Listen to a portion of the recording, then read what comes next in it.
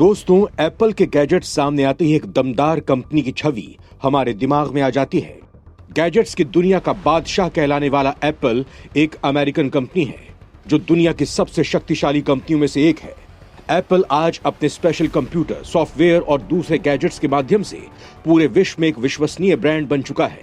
Company अपने ग्राहकों की जानकारी की सुरक्षा और गोपनीयता से कोई समझौता नहीं करती, जिसकी वजह से लोगों का इस पर हमेशा से विश्वास रहा है। दोस्तों, दुनिया की इस मशहूर कंपनी को अपना ये मुकाम हासिल करने में जितने एफर्ट्स लगे हैं, उससे कहीं ज्यादा कठिन इसके काम करने का तरीका है। अगर आप इसके दफ्तर में जाकर इसके वर्किंग प्रोसेस और ऑफिस का कल्चर देखेंगे तो आपको ये लगने लगेगा कि ये कोई गैजेट कंपनी नहीं बल्कि कोई खुफिया एजेंसी है। जी हाँ दोस्तों, आपने सही सुना। इस वीडियो में आपको एप्पल कंपनी के इतिहास, वर्क कल्चर और सक्सेस के बारे में बताऊंगा। इसके साथ ही जानेंगे कि आखिर एप्पल कंपनी का वर्किंग प्रोसेस कैसा है जो इसे किसी खुफिया एजेंसी का नाम दिया जा रहा है। तो वीडियो को बिना स्किप किए अंत तक जरूर देखिएगा। तो चलिए शुरू करते हैं ये दिलचस्प वीडियो। दोस्तों, एप्पल सिर्फ कंज्यूमर इलेक्ट्रॉनिक्स, सॉफ्टवेयर बनाने वाली कंपनी नहीं बल्कि एक ब्रांड है। तभी तो दुनिया में अच्छा कमाने वालों में 69% लोग एप्पल के प्रोडक्ट्स रखना ही पसंद करते हैं। एप्पल ब्रांड के प्रति लोगों की दीवानगी इतनी है कि उनका एक बार तो दूसरी कंपनी के प्रोडक्ट पर भरोसा डगमगा सकता है, लेकिन एप्पल पर वो आंख बंद करके विश्वास करते हैं, क्योंकि इसका सबसे बड़ा कारण इसकी सिक्योरिटी ही है। ये अपने ग्राहकों की जानकारी की सुरक्षा और गोपनीयता से कोई समझौता नहीं करती है। एक बार अमेरिकी खुफिया एजेंसी FBI ने एप्पल कंपनी से एक आतंकवादी के फोन को अनलॉक करने के लिए संपर्क किया था, लेकिन अपनी सुरक्षा नीतियों के चलते एप्पल ने FBI को मना कर दिया था, जिससे ये साबित होता है कि एप्पल के लिए अपने कस्टमर की सिक्योरिटी कितनी जरूरी है। यही वजह है कि एप्पल के प्रोडक्ट भले ही महंगे हों, लेकिन वो अपने प्रोडक्ट की खूबी के कारण ग्राहक को कीमत नजरअंदाज करने पर मजबूर कर ही देता है। दोस्तों, एप्पल कंपनी की शुरुआत की बात करें तो साल 1975 में स्टीव जॉब्स और स्टीव वॉज़नियाक कंप्यूटर बनाने का काम कर रहे थे। तब साल 1976 में 1 अप्रैल को कंपनी की स्थापना की गई। इस कंपनी की स्थापना में स्टीव जॉब्स, स्टीव वॉज़नियाक और रोनाल्ड वैन शामिल थे। जनवरी 1977 में कंपनी का नाम एप्पल कंप्यूटर इंक कर दिया गया। अमेज़न, गूगल और फेसबुक के बाद एप्पल दुनिया की बड़ी सूचना प्रौद्योगिकी कंपनी है। इसके साथ ही एप्पल दुनिया की तीसरी सबसे बड़ी मोबाइल फोन निर्माता कंपनी भी है। इसके बाद 16 अप्रैल 1977 को वोज़नियाक द्वारा बनाया गया एप्पल II लॉन्च किया गया। मई 1980 को IBM और माइक्रोसॉफ्ट जैसी कंपनियों से प्रतिस्पर्धा के उद्देश्य से एप्पल III को लॉन्च किया गया। 12 दिसंबर 1980 को एप्पल कंपनी ने अपना IPO लॉन्च किया, जिसकी कीमत $24 प्रति शेयर थी। जिसके बाद एप्पल एक सार्वजनिक कंपनी बन गई, जिसकी वर्तमान में कीमत $220 प्रति शेयर से भी ज्यादा है। साल 1983 में कंपनी ने एप्पल लीसा लॉन्च किया था, लेकिन इसे ज्यादा कीमत और सीमित सॉफ्टवेयर की वजह से बाजार में असफलता झेलनी पड़ी थी। जिसके बाद सन 1984 में कंपनी ने मैकिन्टॉश लॉन्च किया, जिसके विज्ञापन के लिए ही कंपनी ने $1.5 मिलियन खर्च किए थे। साल 1985 में कंपनी के CEO जॉन स्कली से विवाद के चलते निदेशक मंडल की बैठक में स्टीव जॉब्स को प्रबंधकीय कार्यों से मुक्त कर दिया गया, जिसके बाद जॉब्स ने एप्पल से इस्तीफा दे दिया और कुछ समय बाद स्टीव जॉब्स ने नेक्स्ट इंक की स्थापना की। एप्पल कंपनी ने मैकिन्टोश पोर्टेबल और पावर बुक भी लॉन्च की, लेकिन कंपनी की बाजार में हिस्सेदारी और शेयर कीमतों में गिरावट आने लगी। कुछ टाइम बाद जॉब्स की कंपनी नेक्स्ट इंक को एप्पल ने ही खरीद लिया। वहीं 12 साल बाद यानी 1997 में नुकसान में चल रही एप्पल कंपनी ने स्टीव जॉब्स को वापस लौटने का प्रस्ताव दिया, जिसके बाद स्टीव जॉब्स फिर से एप्पल के CEO बने। जॉब्स के नेतृत्व में कंपनी फिर से ग्रोथ करने लगी। स्टीव जॉब्स की पहचान न सिर्फ एप्पल के सह संस्थापक के तौर पर है, बल्कि उन्हें टेक्नोलॉजी की दुनिया का सबसे बड़ा नाम भी माना जाता है। स्टीव जॉब्स अपने आप में एक ब्रांड थे। उन्होंने कंपनी में लौटते ही विभिन्न परियोजनाओं को रद्द कर दिया और एक नया प्रोजेक्ट शुरू किया, जिसका नाम था थिंक डिफरेंट, यानी कुछ नया सोचिए रखा। साल 2004 में जॉब्स ने कैंसर के चलते CEO के पद से इस्तीफा दे दिया और टिम कुक कंपनी के नए CEO बने। वहीं साल 2011 में स्टीव जॉब्स का निधन हो गया। स्टीव का एप्पल को लेकर जो योगदान था, उसने पूरी दुनिया में इतिहास ही दर्ज कर दिया था। एप्पल की सेवाओं की अगर बात करें तो iTunes या Apple music, Apple app store, iCloud और एप्पल प्ले इनमें शामिल है। ये सभी एप्पल की कमाई का एक बड़ा जरिया है। अप्रैल से लेकर जून 2018 के बीच एप्पल की सेवाओं से आने वाली कमाई में 31% ग्रोथ की है। दोस्तों, आपको जानकर यह गर्व महसूस होगा कि एप्पल कंपनी में काम करने वाला हर तीसरा आदमी भारतीय है। पूरी दुनिया में एप्पल के लगभग 83,000 कर्मचारी हैं। एप्पल कंपनी हर एक मिनट में $3 लाख कमाती है।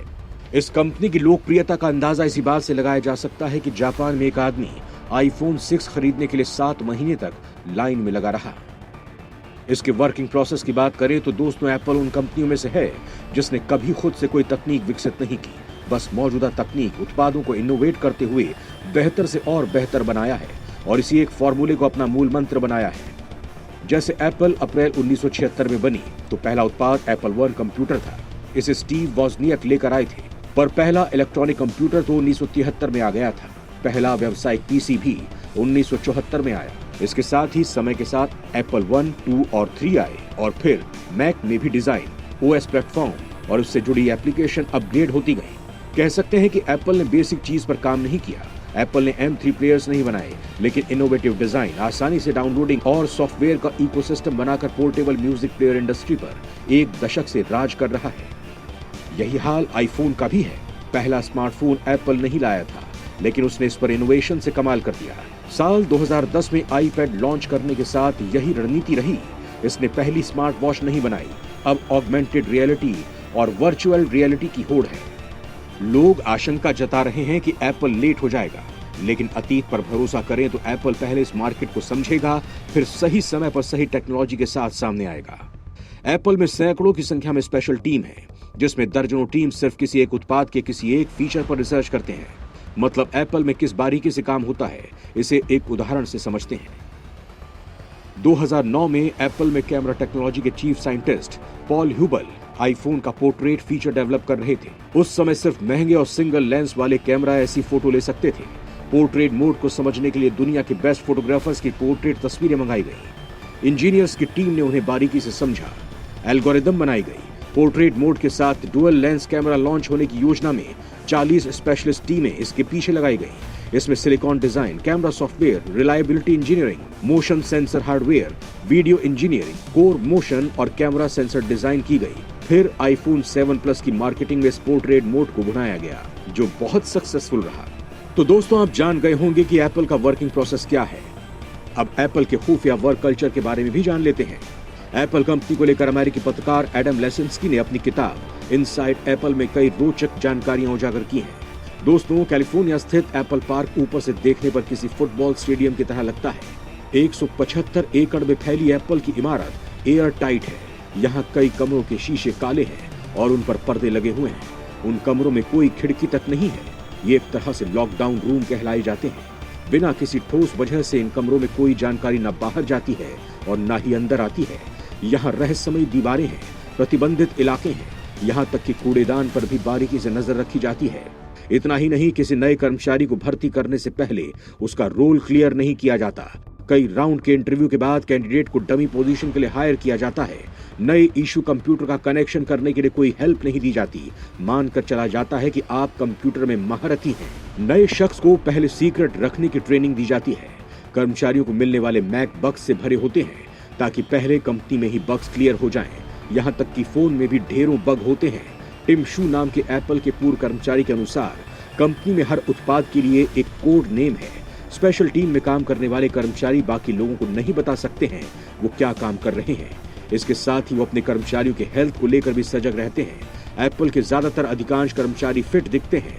कहा जाता है कि अगर आप 20 पाउंड यानी लगभग 9 किलो से ज्यादा ओवरवेट हैं, तो एप्पल में काम करने में मुश्किल आ सकती है। एप्पल में इंटरनल मेल कम्युनिकेशन में भी ग्रामर और पंक्चुएशन से जुड़े बदलाव कर दिए जाते हैं। यानी हर दस्तावेज कम्युनिकेशन की भाषा में थोड़ा फर्क होता है, ताकि कहीं कोई जानकारी लीक होने की स्थिति में इसे ट्रैक किया जा सके।